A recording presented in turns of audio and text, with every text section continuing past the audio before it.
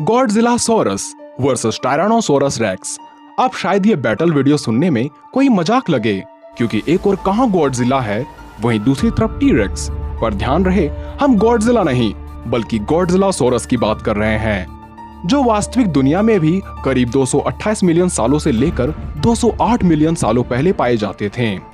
कोलोफायसोइडिया genus से रिश्ता रखने वाला इस डायनासोर का नाम बेशक इसके शारीरिक रूप का काफी हद तक गॉडजिला के स्वरूप से मिलने की वजह से पड़ा है, पर क्या इसमें गॉडजिला के समान स्ट्रेंथ, उतनी आकार या कोई स्पेशल फीचर पाई जाती थी? और क्या ये सच में किंग ऑफ द डायनासोर यानी टी-रेक्स को मारने की ताकत रखते थे? और अगर रियल लाइफ का गोजिरासोरस टी-रेक्स को न भी मार पाए, तो क्या मूवी वाले गॉडजिला की अर्लियर स्टेज यानी जब ये लाखों सालों पहले एक सामान्य सा डायनासोर था जिसे गॉडजिलासोरस ही कहा गया है, वो क्या किंग ऑफ द लिजर्ड को मारने की ताकत रखता है? तो वीडियो को बीच से न छोड़ें, क्योंकि ऐसे में हमारी मेहनत बेकार चली जाती है। तो इसी के साथ शुरू करते हैं गॉडजिलासोरस वर्सेस टी-रेक्स। टी-रेक्स या टायरानोसोरस रेक्स क्रिटेशियस पीरियड का एक ऐसा दैत्य था जिसके आगे वास्तविक डायनासोर तो नजर उठाकर देखने की भी हिम्मत नहीं कर सकते थे। आज से लगभग 6.5 करोड़ साल पहले धरती पर एक 40 से 43 फीट लंबा, 12 से 13 फीट ऊंचा और 6 से 8 टन भारी किलिंग मशीन रहा करता था। पर क्या कारण है कि इसे किलिंग मशीन कहा गया है? टी-रेक्स एक रेप्टाइल था, जिस वजह से इसके आंखों में काफी ज्यादा मात्रा में रॉड सेल्स पाई जाती थी, जिस वजह से इन्हें रात में भी चीजें काफी साफ नजर आती थी।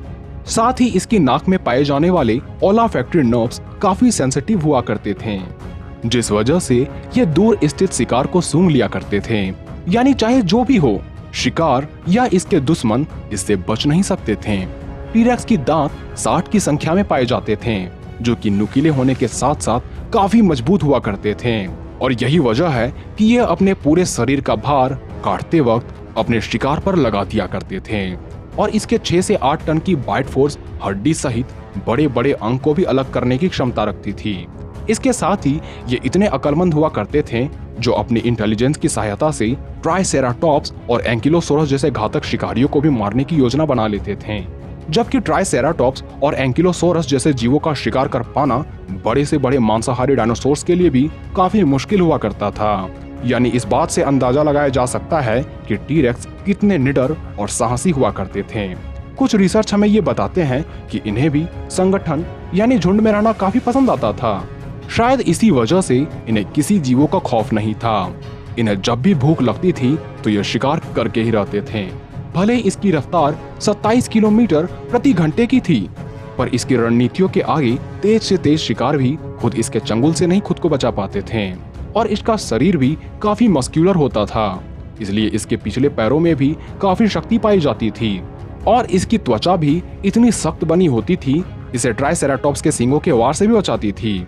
वहीं बात करें रियल लाइफ वाले गॉडजिलासोरस की, तो इसे गोजिरासोरस का नाम साल 1997 में दिया गया, जब केनेथ कारपेंटर ने इसके होलो टाइप को मूवी वाले गॉडजिला से काफी सिमिलर पाया। पर हैरान करने वाली बात यह है कि ये गॉडजिला की तरह 400 फीट विशाल न होकर 18 से 20 फीट लंबा और मात्र 150 किलो भारी हुआ करते थे, यानी किसी शेरों जितना। पर यह आकार में शेरों से 2 गुना विशाल होते थे, इसलिए ये गॉडजिला जितना बल्कि तो कभी नहीं हो सकता। लगभग 20 करोड़ साल पुराने इस डायनासोर के चूंकि काफी कम अवशेष मिले हैं, इसलिए ये कह पाना कि ये महज 20 फीट तक ही सीमित थे, ये गलत होगा। पर अब तक के मिले सबूतों की माने तो हाँ, ये काफी छोटे हुआ करते थे। अगर आप इसकी तुलना आज के मॉडर्न जीवों से न कर प्री हिस्ट्रिक जीवों से करें, तो ये सच में काफी छोटे आकार के हुआ करते थे। पर लाइट वेट होने की वजह से ये डायनासोर काफी फुर्तीले हुआ करते थे, इसलिए शिकार के पीछे भागना हो या शिकारी से बचकर भागना हो, इसकी रफ्तार एक वाइटल रोल प्ले करती थी। पर टी-रेक्स के खिलाफ बैटल में इसमें एक भी ऐसी एबिलिटी नहीं है जिस कारण ये टी-रेक्स को मार सके। भले इसकी रफ्तार अधिक हो, पर बाइट फोर्स, एजिलिटी, साइज और हंटिंग स्ट्रेटजी में टी-रेक्स इससे कहीं आगे है। इसलिए रियल लाइफ वाले गोजिरासोरस को तो टी-रेक्स 2 या 4 हमलों में ही ढेर कर दे। पर जब बात हो मूवी वाले गॉडजिला के अर्लियर स्टेज गॉडजिलासोरस की, तो आप जानते ही होंगे कि गॉडजिला में इतनी ताकत शुरू से ही नहीं थी। ये इतना विशाल शुरू से नहीं था, और ना ही इसमें एटॉमिक ब्रीथ जैसी डेडली एबिलिटी पाई जाती थी। कई करोड़ साल पहले गॉडजिला गॉडजिलासोरस था।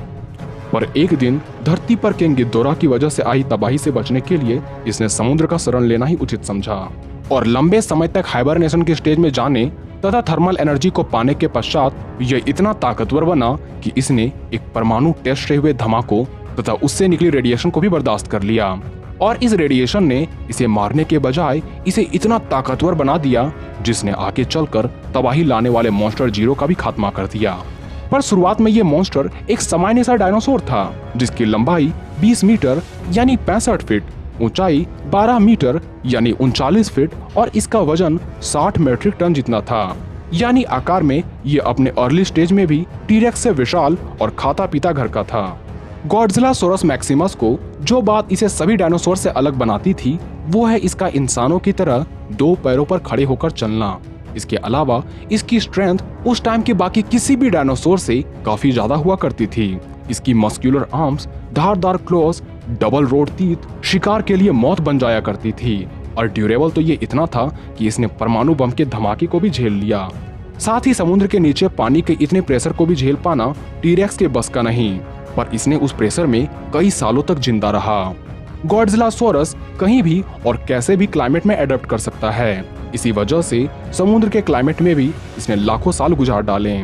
इसकी बाइट फोर्स का विवरण तो कहीं नहीं मिलता, पर इतना तय है कि इसकी बाइट फोर्स 20 टन से भी अधिक हो सकती थी, यानी टीरेक्स से भी 2 गुना से भी ज्यादा।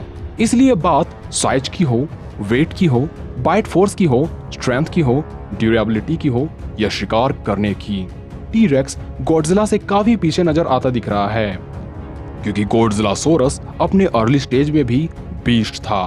खैर, इस पर आपकी राय अलग हो सकती है जिसे आप कमेंट बॉक्स में लिख सकते हैं। तो मिलते हैं अगले वीडियो में।